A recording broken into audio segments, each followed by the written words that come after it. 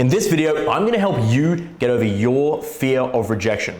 As well as giving you the mindsets that will help you get over rejection, I'm also going to teach you exactly why becoming immune to rejection will help you in all aspects of your life. But first, my name is Ben Sterling. I'm one of the head coaches here at Social Freedom, where we help guys all around the world become the most attractive, charismatic, and confident versions of themselves. So if you like our shit, remember, like, subscribe, hit the notification bell, leave a comment. It helps us with the algorithm, and let's get into the video. So I want to start off with a reminder, and that is that rejection is a completely normal and inevitable part of being a man. I repeat, it is an inevitable part of being a man. It doesn't matter who you are, how much money you have, how attractive you are physically, how tall you are, how much money you have, how much status you have, how good your social skills are, how many followers you have on Instagram or TikTok. It does not matter. You are going to face rejection. It is inevitable. So get comfortable with it, because if you want to have a healthy dating life, whether your goal is to meet potentially the woman of your dreams or have abundance with women, whatever it is, you're going to face rejection. Even myself, someone who's worked on their physical appearance and social skills for the last decade, I still deal with rejection all the time. And you need to understand that what really separates the guys who do really good with women and the guys who don't is the guys who do really good with women do not take rejection so damn seriously. They don't allow that person's short experience of them and that person's judgment of them to affect the way they see themselves. Because they know that one single person's opinion of them does not change anything about them. Does the world come crashing down? Does their head explode? Not at all. And that really is one of the most important points here. Because there's going to be so many situations where you might meet a girl and she rejects you, and then the next girl you meet literally loves you and might want to have your babies. Does this mean, just because you got rejected by the original girl, does this mean that the girl that you meet after that is going to like you any less? Does that take away from the experience with the girl who loved you? Not at all. Only if you let it, but in reality, it doesn't affect you at all. And we also mess up where we just take everything so personally, because we sometimes forget that people are full-fledged human beings with complete experiences of the world, and they have their own things going on. You might meet one girl one day and she hates you. You might meet that same exact girl the next day and she's in a different headspace and she loves you. Maybe the previous day she just found out her grandma died. Maybe the previous day she'd had a really bad day at work. Maybe the previous day she'd been approached by 10 other dudes and was sick of talking to guys, and she just wasn't interested. Stop taking rejection so damn personally and enjoy it. It's good for you. So there's 3 types of girls in the world: yes girls, no girls, and maybe girls.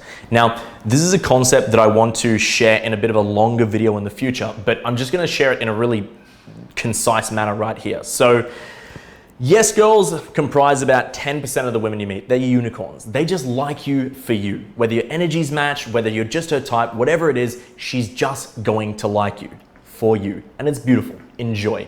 Maybe girls comprise about 30 to 40% of the women you meet. Now, these girls are ones who are on the fence, okay? They could potentially like you, and it really depends on your emotional state that day, how good your social skills are, your social awareness, how good you are at portraying attractive behaviors and authentically expressing yourself, and again, whether your energies match on that day too. Depending on all these factors, they might go from a maybe to a yes, or depending on maybe you're lacking in those areas, they'll go from a maybe to a no. So that's the maybe girls. Again, about 30 to 40% of the women you meet. Now, the no girls.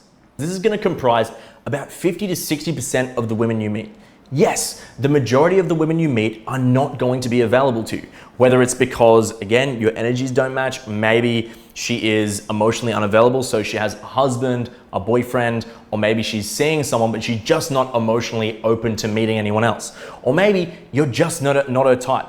Whatever it might be, you are going to find that a majority of the women that you meet are going to be no girls. And that is completely okay. And it's important to understand this, because a lot of guys stress themselves out when they think, oh, I need to have every girl that I meet like me, otherwise it means that I'm not worthy or I'm unattractive. Let go of this notion, understand that a large portion of the women you meet are just not going to be possible to make anything happen, and that is completely okay. It's the same for you.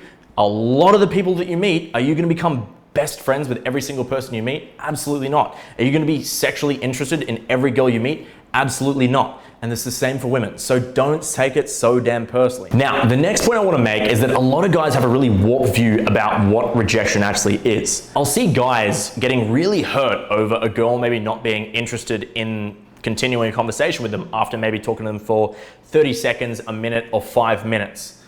And the guy takes this as a rejection. That girl doesn't know who you are. She is not rejecting you. She's just saying no thank you to that very short sample of your personality.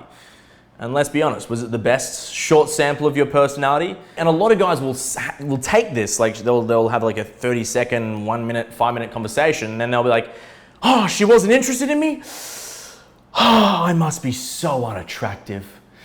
I must be so unworthy of love. And it's like, bro, she doesn't know who you are. Like, why are you letting a stranger who knows nothing about you dictate how you should feel about yourself? Does that make any sense at all?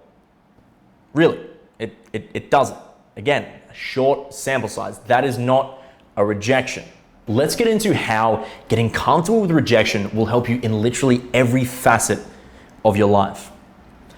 If you want to be successful in any endeavor that you embark on, you, my friend, are going to face rejection. A lot of it. Think about it.